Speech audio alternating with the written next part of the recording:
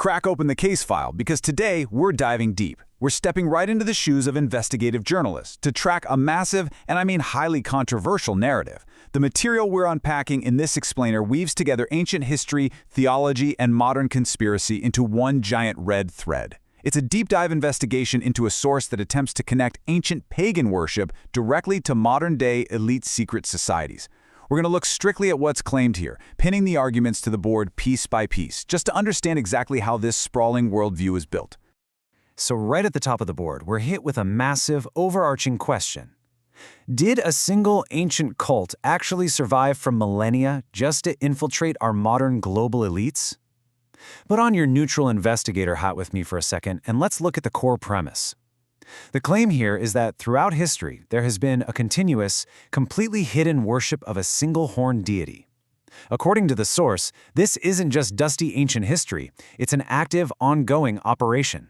Look at how this foundation is built. The source literally draws a red thread through completely disparate ancient civilizations. It connects Khanum in Egypt to Angra Mainyu in Persia, over to Shiva Pashupati in India, Papa Legba in Africa, and brings it all the way to a modern figure known as Baphomet. The argument? These aren't different gods at all. They're supposedly just different regional masks for the exact same entity, culminating as the ultimate god of today's elite secret societies. But how on earth does a cult survive hidden in plain sight for that long? Well, the answer, supposedly, is textual forgery. You've got Abrahamic teachings strictly against human sacrifice on one hand, but on the other, the claim is that infiltrators deliberately corrupted early texts. The source specifically points to texts like the Babylonian Talmud. The theory goes that followers of this horned god, often called Baal in this narrative, did this to secretly legitimize forbidden practices, including ritualistic child sacrifice, framing them as holy acts rather than ancient pagan rituals. Tracing the historical paper trail, this narrative points us to medieval European cases. Now, historians universally recognize these events, like William of Norwich in 1144 or Simon of Trent in 1475, as blood libel. Those are harmful, completely fabricated anti-Semitic hoaxes. But this specific framework attempts to flip the script, reframing them as genuine underground cult activity. According to this view, it was these very rituals that allegedly got the cult banished from various European kingdoms. Let's pull the next red string on our investigative board and see where it leads us.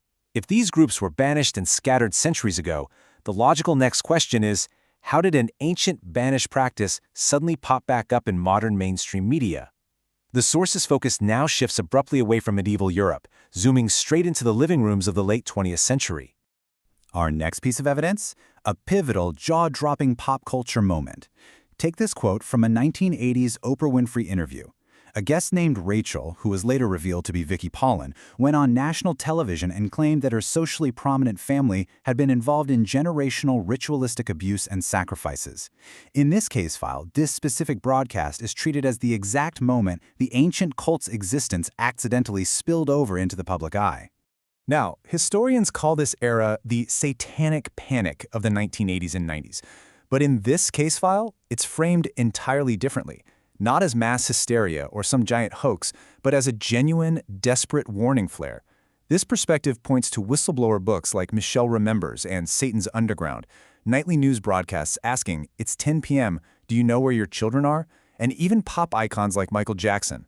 The source claims this was proof of a society crying out for help right before underground groups seized total control. So where did they go after that? The theory here is they absolutely didn't disappear. They adapted. They rebranded. They traded the underground caves for the corporate boardrooms, allegedly infiltrating the absolute highest echelons of global power. The claim is that they transformed from hidden covens into elite secret societies, totally inaccessible to anyone but the ultra-wealthy, top politicians, and massive media moguls. Let's take a magnifying glass to the alleged modern hubs of this network.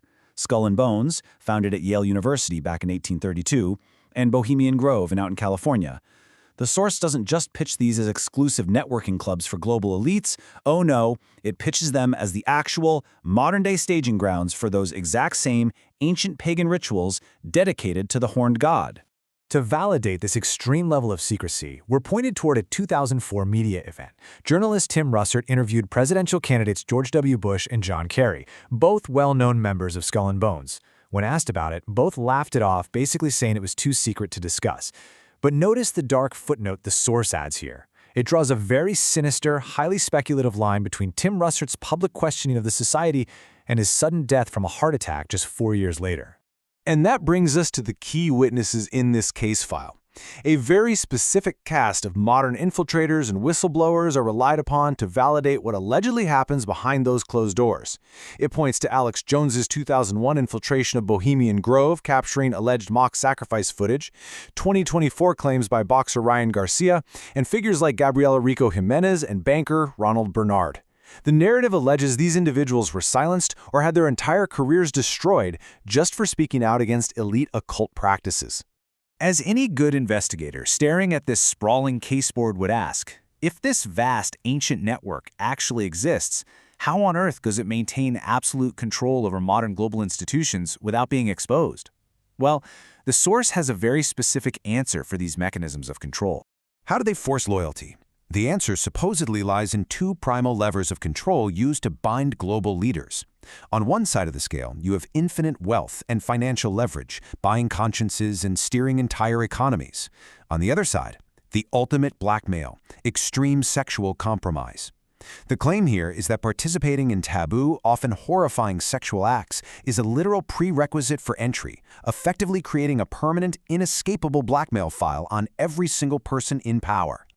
To back up the financial aspect of this claim, we find a quote from William Carr's book, Pawns in the Game, stating that hidden powers use money to turn leaders into literal puppets. But it's really important to note here that this narrative also references highly controversial and historically debunked texts, like the Protocols of the Elders of Zion, to argue that gold is used by a hidden cabal to blindly steer global populations. Understanding this piece is vital, because it shows exactly how old debunked propaganda gets recycled to build modern conspiracy theories. So, if a society is successfully infiltrated, what are the red flags? Let's trace the 3 definitive warning signs this framework identifies to indicate that a nation's elite have been completely, utterly compromised by this cult. Warning sign number 1 focuses on a catastrophic rise in child abductions. Now, it is absolutely crucial to state that while the very real issue of child exploitation demands total condemnation and serious action, this narrative weaponizes that reality. It claims these aren't your standard crimes, but rather coordinated rituals to harvest biological materials for elite anti-aging treatments. Moving on, warning sign number 2 points to alleged elite-run facilities designed to corrupt youth. By connecting tragic historical abuse cases, like the McMartin preschool trial, to modern international scandals, like a recent masked criminal kindergarten case in Egypt, this framework attempts to paint a terrifying picture. It alleges a systemic, coordinated, and ritualistic corruption operating right out in plain sight.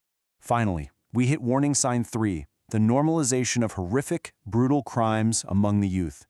Rather than looking at mental health or societal breakdown as factors for this violence, this worldview draws a direct, highly speculative line to dark web manipulation and financial incentives, allegedly orchestrated by these very same hidden societies. All right, let's follow this red thread all the way to its wild conclusion.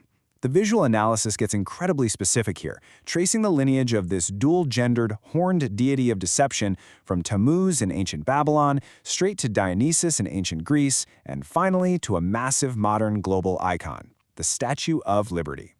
In a seriously dramatic reinterpretation, the physical design of the statue is framed not as a beacon of freedom, but as an androgynous monument built specifically for this ancient cult. Even the tablet she holds gets reimagined. The source claims it doesn't represent American law or the Constitution, but secretly represents the Babylonian Talmud, which, remember, was framed earlier in this investigation as a deliberately corrupted text. To tie this entire string door together, the narrative culminates by praising a very specific piece of media.